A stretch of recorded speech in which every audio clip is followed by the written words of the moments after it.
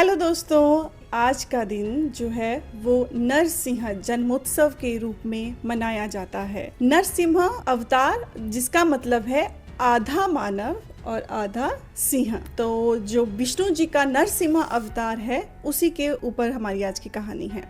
क्यों भगवान विष्णु जी को जो है वो नरसिंह अवतार लेना पड़ा। अनुजा वाणी। अब जब हिरण्याक्ष भूलोक पे इतना अत्याचार कर रहा था तो देवता ब्रह्मलोक में ब्रह्मा जी के पास गए। वो कहते कि ब्रह्मा, आपने जो है वो हिरण्याक्ष को बहुत ही ज्यादा ताकतवर वरदान दे दिया है कि वो भूलोक में अपनी मनमानी कर रहा है। तो इस चिंता से चिंतित होकर वो ब्रह्मा जी से रिक्वेस्ट करते हैं कि आप इसका कुछ हल निकालिए। ब्रह्मा जी ने मुस्कुराकर कहा, मेरी रचना इतनी विशाल है कि कोई भी प्राणी सभी प्रकार के जीवों की सूचीबद्ध नहीं कर सकता। हिरण्याक्ष भी इसमें विफल था। उनके एक प्राणी को छोड़कर पृथ्वी पर मौजूद सभी प्राणियों के नाम लिए हैं। कहते वो कौन सा प्राणी है? तभी ब्रह्मा ने जवाब दिया, वराह। वराह एक प्राणी है जिसका नाम जो है वो ब्रह्मा जी ने लिया और वही उसके अंत का कारण बनेगा। कैसे श्री हरि पुनः अवतार लेते हैं। उन्होंने पहले मत्स्य अवतार लिया था और अब वे वराह अवतार लेंगे। तभी सबने देखा कि भगवान विष्णु अपने भव्य और तेजस्वी अवतार में समुद्र में प्रवेश कर रहे थे और वो था वराह अवतार, जो कि लौकिक स्तंभ के समान ऊंचा था। उसके दांत जुड़वा पहाड़ियों जितने विशाल थे। वराह ने दैत्य को ललकारा और दोनों के बीच में युद्ध छिड़ गया। पानी में उठते हुए झाग दिखाई देने लगे।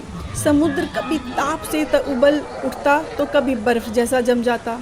विष्णु और हिरण्याक्ष के बीच में 1 सहस्त्र वर्ष तक युद्ध चलता रहा। इस बीच महासागर आक्रोश से भरे विशाल भंवर की भांति गोल गोल घूमता रहा। अंत में वराह ने हिरण्याक्ष का वध कर दिया। अब हिरण्याक्ष तो मर चुका था, किंतु उसका बड़ा भाई जो हिरण्यकश्यपु है वो अभी भी जीवित था। शीघ्र ही राक्षसी उत्सव का शोर ब्रह्मांड के प्रत्येक लोक पे गूंजने लगा। असुरों ने दिति के ज्येष्ठ पुत्र का राज्याभिषेक कर दिया। शुक्राचार्य ने स्वयं उसके सिर पर मुकुट रखा था। दैत्यराज बनते ही हिरण्यकश्यपु को सबसे पहले अपने जीवन की रक्षा का विचार आया। हिरण्याक्ष के मार्ग पर चलते हुए उसने भी मंदार पर्वत पर ब्रह्मा की उपासना की। 11,000 वर्ष बाद ब्रह्मा ने उसको दर्शन दिए। तो ब्रह्मा जी बोले, बताओ तुम्हें क्या वरदान चाहिए। हिरण्यकश्यपु क्षण भर में सोचने लगा। उसने अपनी आंखों के सामने अपने भाई का अंत भी उसको दिखाई दे रहा था। हिरण्यकश्यपु उस भूल को दोहराना नहीं चाहता था। वो सावधानी से मन में वरदान के विषय में विचार करने लगा। उसने ध्यान से अपने शब्दों को चुना।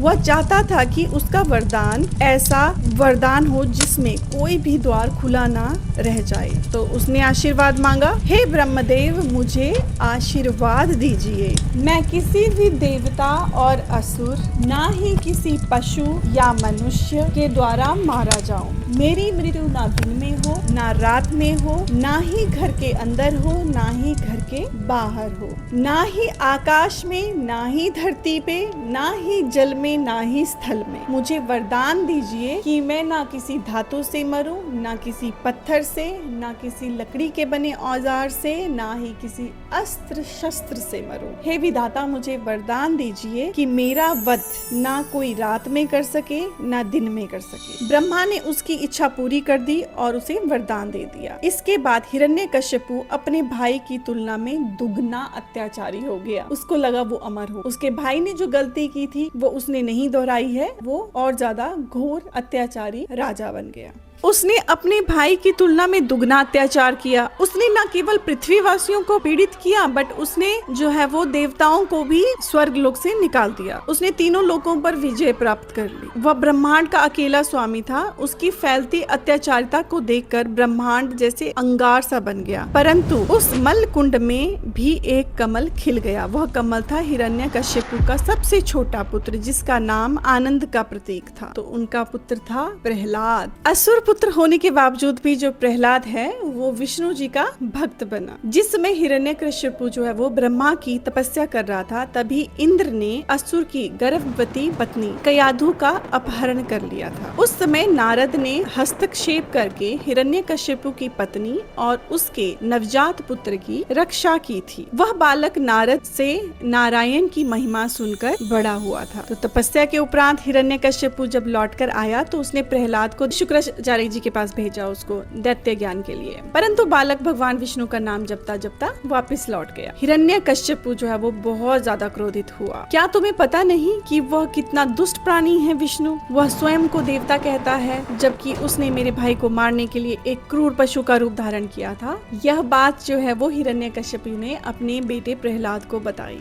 विष्णु एक उदार देवता हैं, जिनकी दृष्टि से सभी जीव एक समान हैं। यह आंसर किया प्रहलाद ने। तो हिरण्यकश्यपु कहते, तुम अपने वंश का अपमान कर रहे हो। हमारे शत्रु का नाम लेना तुम्हें किसने सिखाया? स्वयं भगवान विष्णु ने सिखाया है पिताजी, ऐसा वो कहता, क्योंकि वह शिक्षकों के शिक्षक हैं, शासकों के शासक हैं। धर्म, अर्थ, काम और मोक्ष प्राप्त करने का एकमात्र मार्ग है। तो ये बात जो है वो प्रहलाद अपने पिताजी से कह रहा था। हिरण्यकश्यपु जो है वो आग बबूला हो गया, ये देख के कि मेरा बेटा जो है वो मेरी भक्ति या मेरे कहने अनुसार नहीं चल रहा और विष्णु जी की भक्ति जो है वो कर रहा है। समूचा ब्रह्मांड उसके सामने झुकता था, किंतु उसका अपना पुत्र जो है वो उसके प्रभुत्व को अस्वीकार कर रहा था। उसने प्रहलाद के मन से भक्ति निकालने की हर संभव कोशिश करी कि उसके अंदर से जो है वो विष्णु जी का जो भूत सवार है वो निकल जाए और वो मेरी पूजा करने लगे, बट वो असफल रहा। प्रहलाद के मन पर विष्णु का नाम अंकित हो चुका था। कुछ दिन बाद हिरण्यकश्यपु ने प्रहलाद से